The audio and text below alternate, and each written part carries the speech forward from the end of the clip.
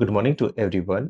तो आज हम लोग का स्टार्ट कर रहे हैं नर्सिंग फाउंडेशन यानी बीएससी नर्सिंग या फिर जीएनएम। ये दोनों कोर्स में जो सबसे ज़्यादा इम्पोर्टेंट जो टॉपिक है वो है नर्सिंग फाउंडेशन है। ठीक है, ठीक है। नर्सिंग फाउंडेशन का फाउंडेशन सब्जेक्ट में जो इम्पोर्टेंट टॉपिक है उसे कवर करेंगे। क्यों करेंगे?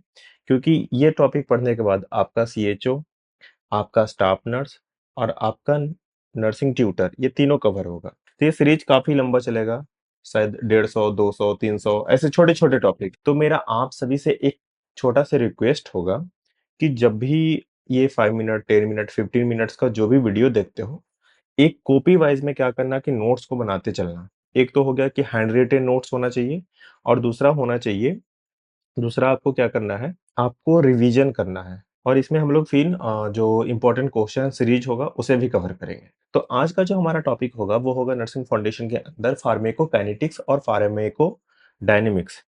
तो हमारा जो टॉपिक है वो क्या रहेगा?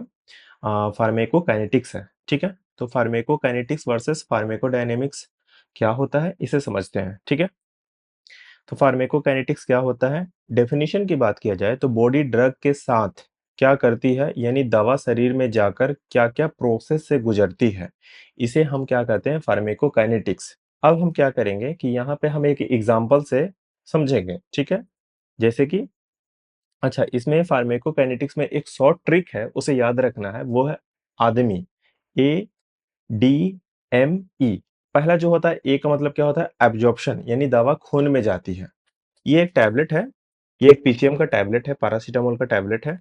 तो ये टैबलेट टैबलेट फॉर्म है, यानी ओरली लेंगे। ठीक है, क्या होगा जब हम खाएंगे तो ये हमारे बॉडी के अंदर जाएगा, यानी पेट में जाएगा। और क्या होगा? एब्जॉर्ब होगा, जहां पे भी हो स्मॉल इंटेस्टाइन में एब्जॉर्ब होता है।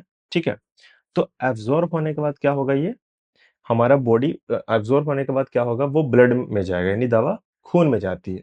दूसरा क्या होता है? डी मतलब डिस्ट्रीब्यूशन, फिर शरीर में वो फैलता है। ठीक है, तीसरा क्या होता है? मेटाबॉलिज्म, यानी लीवर।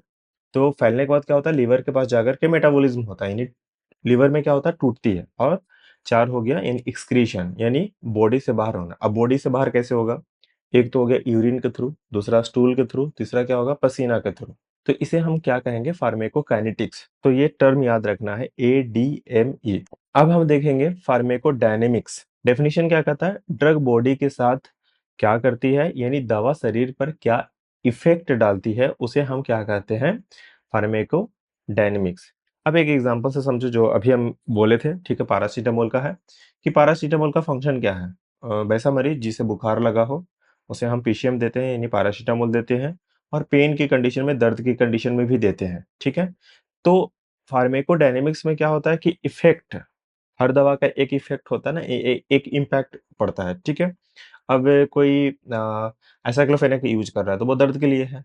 ठीक है, सिट्रिजिन यूज कर रहा है तो एलर्जी यानी सर्दी में यूज कर रहे हैं, राइट?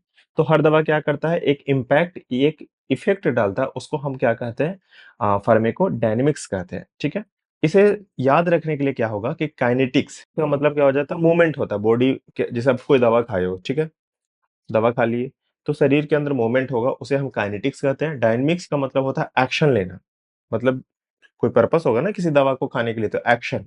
ठीक है, बुखार का दवा खाएंगे तो बुखार कमेगा, सर्दी का दवा खाएंगे तो सर्दी कमेगा। ठीक है, तो डायनेमिक्स में क्या होता है? एक्शन, यानी ड्रग का इफेक्ट बॉडी पर होगा। होप आपको यह छोटा सा इन्फॉर्मेशन समझ में आया होगा। तो आप इसे नोट्स बना सकते हैं, और अपने बैच में आपके जो भी फ्रेंड हैं, आपके जो भी जूनियर हैं या कलीग हैं, तो उनके साथ हमारे वीडियो को शेयर जरूर करें।